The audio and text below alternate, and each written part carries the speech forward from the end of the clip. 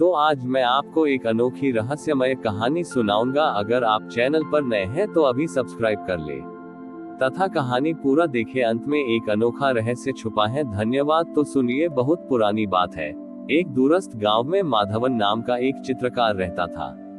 माधवन की विशेषता ये थी कि वह केवल छाया का उपयोग करके चित्र बन आता था। वह रंगों या रेखाओं से शिव को नहीं गढ़ता था, बल्कि प्रकाश और वस्तुओं के तालमेल से ऐसी छाया उत्पन्न करता था कि दीवार पर महादेव की आकृति उभर आती थी। उस गांव में एक बहुत पुराने शिव मंदिर का जीर्णोद्धार हो रहा था।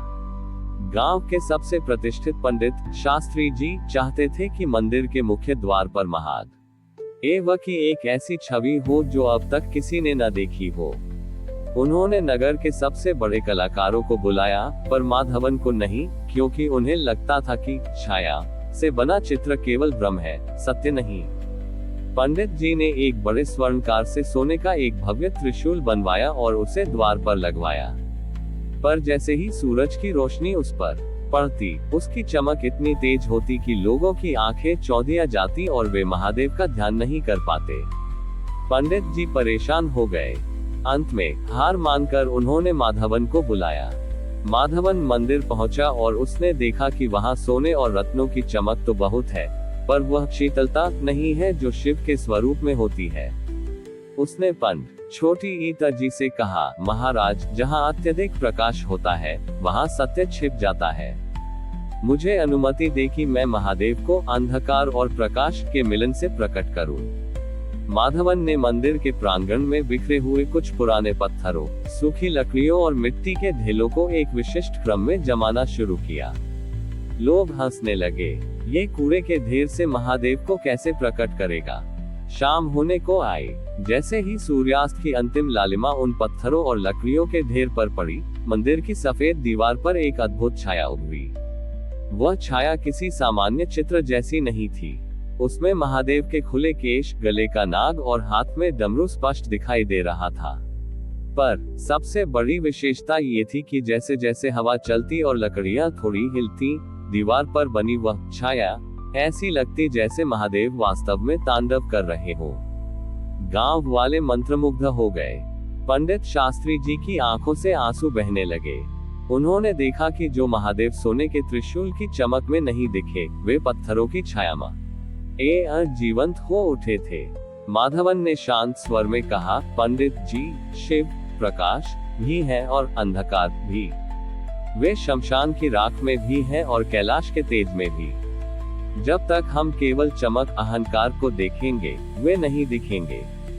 जिस दिन हम अपनी कमियों और अपने भीतर के अंधेरे छाया को उनके चरणों में सही ढंग से सजा देंगे, वे स्वयं प्रकट हो जाएंगे। तभी एक चमत्कार हुआ। सूर्यास्त के बाद भी वह छाया दीवार से ओझल नहीं हुई। चंद्रमा की चांदनी में वह और भी शीतल और स्पष्ट हो गई। महादेव ने सिद्ध कर दिया कि वे किसी रंग या धातु के मोहताज नहीं हैं। वे तो भक्त के उस दृष्टिकोण में बसते हैं जो शून्य में भी शिव को देख सके। आज भी उस मंदिर को छाया धाम कहा जाता है, जहां दिन भर कोई चित्र नहीं दिखता, पर संध्या होते ही महादेव स्वयं अपनी छाया से भक्तों को आशीर्वाद देते हैं। छाया धाम की ख्याति जब चरम पर पहुंची तो वहां एक जिज्ञासु राजकुमार आया जिसका नाम चंद्रकेतु था। चंद्रकेतु को विज्ञान और तर्क में बहुत रुचि थी। उसे यह बात पच नहीं रही थी कि पत्थरों के ढेर से बनी छाया सूर्यास्त के बाद भी दीवार पर कैसे टिकी रह सकती है। उसने इसे माधवन की कोई चालाकी या दृष्टिभ्रम समझा। एक रात जब पूरा मंदिर प्रांगण खाली था, चंद्रकेतु चुपके से वहां पहुंचा।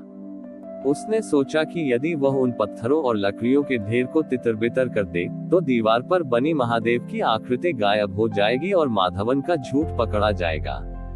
जैसे ही चंद्रकेतु ने उस ढेर के सबसे ऊपर रखे पत्थर को हटाया, उसने जो देखा उससे उसके पैरों तले जमीन खिसक गई। पत्थर हटने के बावजूद दीवार पर बनी महादेव की छाया टस से मस नहीं हुई, बल्कि वह आकृति और भी अधिक सघन और गहरी हो गई। चंद्रकेतु ने घबराकर एक एक करके सारे पत्थर और लकड़ियां वहां से हटा दी। अब वहां कुछ भी नहीं था, न प्रकाश का कोई स्रोत, न ही कोई वस्तु जिससे छाया बन सके।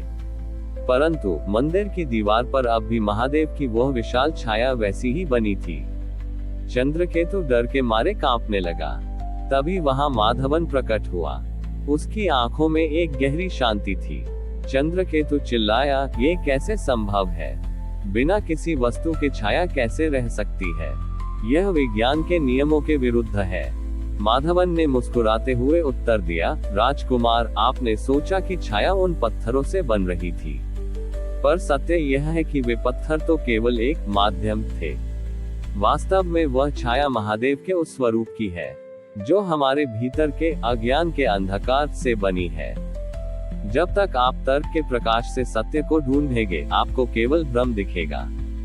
जिस दिन आप ये स्वीकार कर लेंगे कि कुछ चीजें बुद्धि से परे हैं, उस दिन आपको छाया के पीछे का प्रकाश दिखेगा।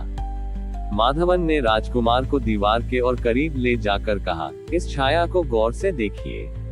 चंद्रकेतु ने जब दीवार को छुआ तो उसे महसूस हुआ कि वह छाया ठंडी नहीं, बल्कि अग्नि की तरह गर्म थी। वह कोई अंधेरा नहीं था, बल्कि वह प्रकाश का घनत्व था जो इतना गहरा हो गया था कि काला दिखाई दे रहा था। उसी क्षण महादेव की दिव्य ध्वनि गूंजी, ग्रेटर देन चंद्रकेतु, संसार जिसे छाया समझता है, वह मेरा विश्राम है, और जिसे तुम प्रकाश समझते हो, वह मेरी माया है। जो मनुष्य अपने भीतर के अंधेरे, पाप और अहंकार को स्वीकार कर लेता है, मैं उसकी छाया बनकर उसके साथ चलता हूँ। Greater than. राजकुमार चंद्रकेतु का सारा तर्क और विज्ञान महादेव की इस रहस्यमय लीला के सामने नतमस्तक हो गया। उसने अपनी राजकीय पोशाक त्यागी और वहीं का सेवक बन गया। उसने वहां एक पाठशाला खोली जहां केवल ये सिखाया जाता था कि सत्य वह नहीं जो दिखाई देता है, बल्कि वह है जिसे देखने के लिए आंखों की नहीं, पात्रता की आवश्यकता होती है। कहते हैं कि आज भी छाया धाम में जो भक्त अपने मन के काले सच को महादेव के सामने स्वीकार कर लेता है, दीवार पर बनी वह छाया उसे आशीर्वाद देने के लिए अपना हाथ उठाती है। हमारी और भी आध्यात्मिक एवं अनोखी कहानियां देखने के लिए हमारे चैनल पर जाएं तथा धार्मिक एवं पौराणिक अनोखी कहानियां हमारे चैनल पर है। कृपया जाके देखें तथा हमारे चैनल को सब्सक्राइब करके रखें और वीडियो लाइक जरूर करें। धन्यवाद।